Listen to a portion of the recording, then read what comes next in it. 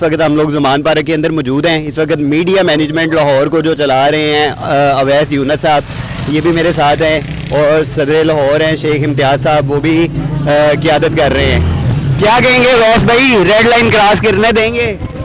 हमारी लाशों से गुजर के रेड लाइन क्रॉस करनी पड़ेगी। तो सुबह यहाँ पे चाहे 1000 बंदा है या 5000 बंदा है या 10,000 है, एक एक बंदे की लाश से गुजरेंगे तो रेड लाइन क्रॉस होगी। उसके बावजूद ये खान को कभी हाथ भी नहीं लगा सकता। इमरान खान साहब को की रेड लाइन को क्रॉस नहीं करने दिया जाएगा। इस वक्त हम ज़मान पार्क की बैक साइड पे है, लेकिन आंखों के अंदर जो शेलिंग ये सुबह की जो जुल्म और बर्बरियत और जो पुलिस गर्दी है लोग कर रहे थे, वो आंखों के अंदर इस वक्त शेलिंग चल रही है हमारे, और काफ़ी ज़्यादा सांस लेने में भी दुश्वारी हो रही है। और इस वक्त ये मीडिया मैनेजमेंट लाहौर टीम के जितने लोग हैं, ये इस वक्त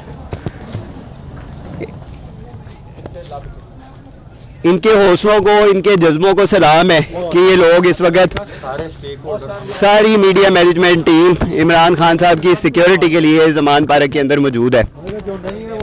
रेड लाइन क्रॉस नहीं करने दी जाएगी।